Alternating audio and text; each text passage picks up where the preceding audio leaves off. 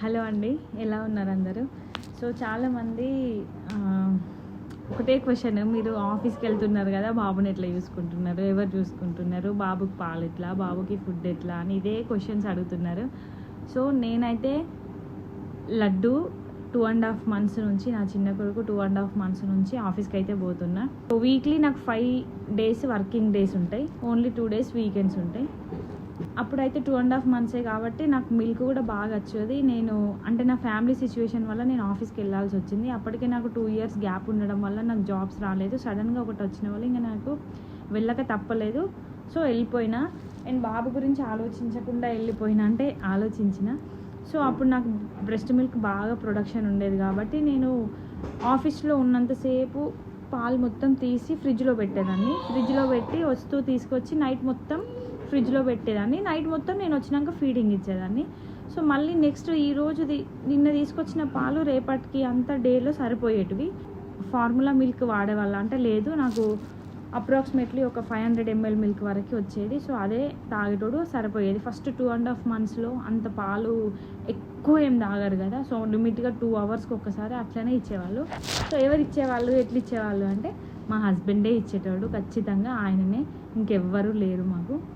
అంటే మా దగ్గర లేరు, మాకు అందరూ ఉన్నారు. మా మమ్మీ, మా డాడీ, మా అత్తమ్మ, మామయ్య. వాళ్ళు ఎప్పుడైనా కావాలి అంటే కొన్ని డేస్ వచ్చేవాళ్ళు. నాకు ఏదైనా సిచ్యువేషన్, హెల్త్ బాగాలేకపోతే, పిల్లలకి హెల్త్ బాగాలేకపోతే తప్పట్లేదు అని అంటే వచ్చి చూసుకునే వాళ్ళు. ఒక 1 week ఉండేటోళ్ళు. కానీ వాళ్ళకు కూడా పనులు ఉంటాయి కదా, సో వాళ్ళ పనులకు వాళ్ళు వెళ్ళిపోయేటోళ్ళు. సో ఇట్లనే నాకు బాబుకైతే ఇంకా కొన్ని రోజులకైతే నాకు జర్నీ కష్టమైంది. సో నాకు డైలీ 2 hours జర్నీ అవుతుంది ఓన్లీ పోవడానికి, రావడానికి మళ్ళీ 2 hours. సో ఇట్లా నేను ఫుల్ అలసిపోయేదాన్ని. అలసిపోతే ఏమైందంటే ఇంకా నాకు అస్సలు ఓపిక లేకుండే. మళ్ళీ నాకు అనవసరంగా ఒక 4 hours జర్నీ పోతుంది. అండ్ నేను 9 hours లాగిన్ టైం నాకు ఖచ్చితంగా. సో ఇదంతా మేనేజ్ చేయడం కష్టము, ఎందుకు ఇంత టైం వేస్ట్ అవుతుంది అని ఆలోచించి మేము ఆఫీస్కి దగ్గరలోనే వాకబుల్ డిస్టెన్స్లో ఒక ఇల్లు రెంట్కి తీసుకొని అక్కడే ఉన్నాము ఒక 3 months. సో అప్పుడు అంతా బాగా జరిగింది. నాకు ఆఫీస్లో కూడా ఇంకా బ్రెస్ట్ ఫీడింగ్ ఇచ్చే మదర్ని కాబట్టి నాకు ఒక 3-4 times ఇంటికి పోయి 5 to 10 minutes మిల్క్ ఇచ్చి వచ్చేలాగా పర్మిషన్ ఇచ్చిళ్ళు మా ఆఫీస్ వాళ్ళు. సో వాళ్ళ సపోర్ట్తో నేనైతే ఇంకా జాబ్ చేయగలుగుతున్నా. వాళ్ళకైతే చాలా థ్యాంక్స్ చెప్పాలి. నేను జాబ్ చేస్తూ పిల్లల్ని మెయింటైన్ చేస్తున్నా అంటే వాళ్ళు కూడా ఒక రీజనే. అండ్ నా ఫ్యామిలీ, నా హస్బెండ్, మెయిన్గా నా హస్బెండ్కి అయితే నేను చాలా థ్యాంక్ యూ చెప్పుకోవాలి. ఎందుకంటే ఆయన ఎవరైనా అసలు జాబ్ చేయడం ఈజీ, ఇంట్లో పిల్లల్ని చూసుకోవడం కంటే కూడా అది ఇంట్లో ఉండి చూసుకునే మదర్స్కి అయితే చాలా అర్థమవుతుంది. సో నాకంటే కూడా ఆయన చాలా గ్రేట్. అందరూ మీరు గ్రేట్ అక్క, మీరు అదక్క, మీరు ఇదక్క, మీరు మస్తు మేనేజ్ చేస్తున్నారు అక్క అంటే నేను మేనేజ్ చేసేది ఏం లేదు.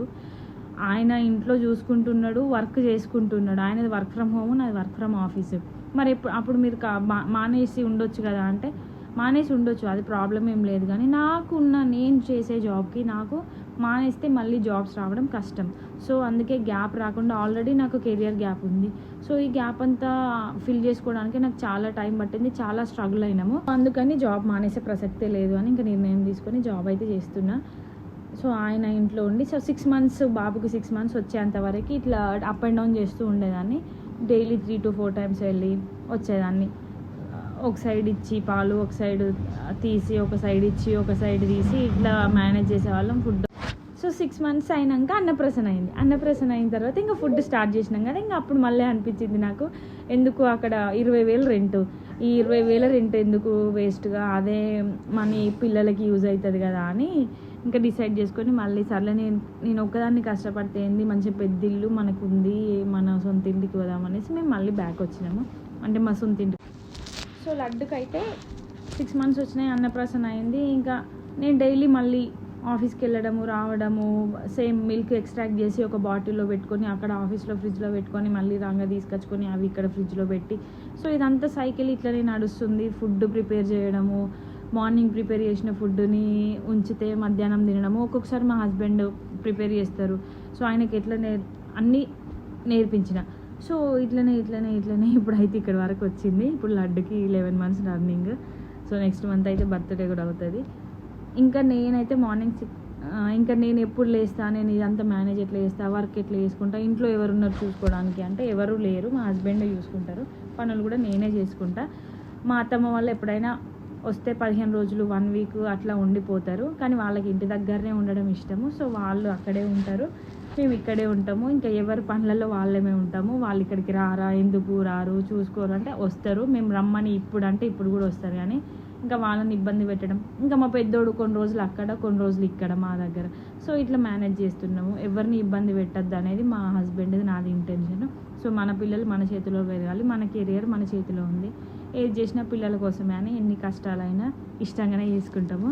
సో ఇది షార్ట్ అండ్ స్వీట్గా నేను చెప్పాలనుకున్నాను. చాలామంది అడుగుతున్నారు పాపం ఎలా మేనేజ్ చేస్తున్నారు, ఎలా అని. ఇంకా నెక్స్ట్ వీడియోస్ పెడతా ఇట్లనే కంటిన్యూగా.